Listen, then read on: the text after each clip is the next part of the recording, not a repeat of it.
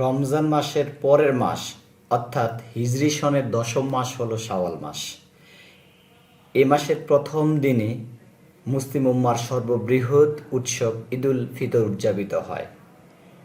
উৎসব আনন্দে মুসলমানগণ যাতে রমজানের মহৎ শিক্ষাটা ভুলে না যায়, তার জন্য নবী করিম সাল্লাল্লাহু আলাইহি সাল্লাম শাওয়াল মাসে ৬টি নফল রোজা রাখতে উম্মতকে উৎসাহিত করেছেন।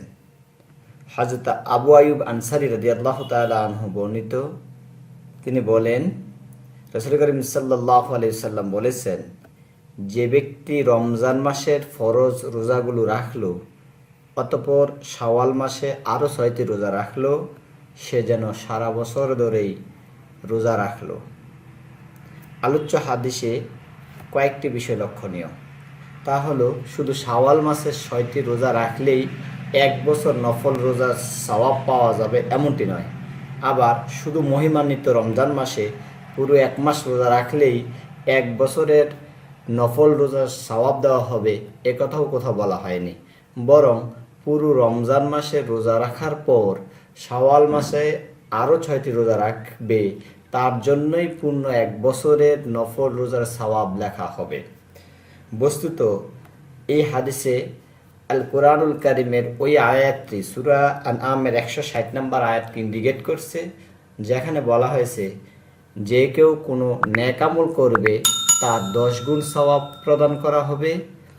সুতরাং রমজান মাস ১ মাসে ১০ গুণ হলো ১০ মাসের সওয়াব, আর শাওয়াল মাসের ৬ দিনের ১০ গুণ হলো ৬০, তার মানে ২ মাস, অর্থাৎ ১০ আর ২ ১২ মাস পূর্ণ হলো।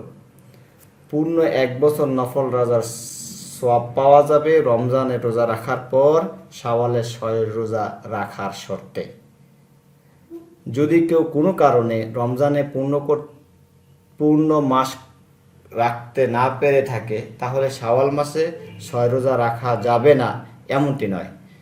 সেই ক্ষেত্রে পূর্ণ ১ বছর নফল রোজার সওয়াব না পেলেও নফল রোজা পালনের সীমাহীন নেকি থেকে বঞ্চিত হওয়ার কোনো সুযোগ নেই। এখন আসেন সম্মানিত দর্শকবৃন্দ, আমরা কিভাবে নফল রোজাটা রাখবো।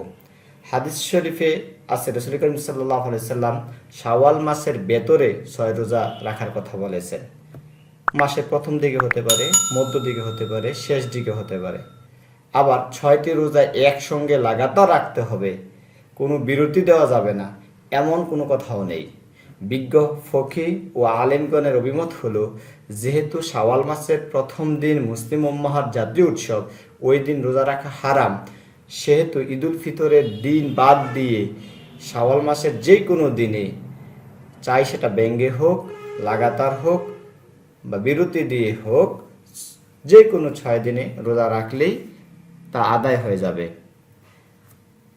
এই আরবি শাওয়াল মাসের অর্থাৎ প্রথম দিকে, মাঝামাঝি দিনগুলোতে কিংবা শেষের দিকে একাধারে হোক, একদিনে হোক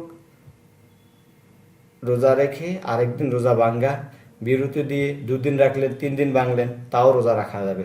শাওয়াল মাসের মধ্যেই ৬টি রোজা রাখলেই হাদিসে বর্ণিত সওয়াব পাওয়া যাবে ইনশাআল্লাহ। আল্লাহ রাব্বুল আলামিন আমাদেরকে শাওয়াল মাসে ৬টি রোজা রেখে রমজানের এবং শাওয়ালের ৬টি রোজা পূর্ণতা দিয়ে ১ বছর নফল রোজার যেন আমরা সওয়াব পাই, সেই সৌভাগ্যবান কাতারে যেন আমরা শামিল হতে পারি, সে প্রত্যাশায় বিদায় নিলাম। আল্লাহ হাফেজ। আসসালামু আলাইকুম ওয়া রাহমাতুল্লাহি তাআলা ওয়া বারাকাতুহু।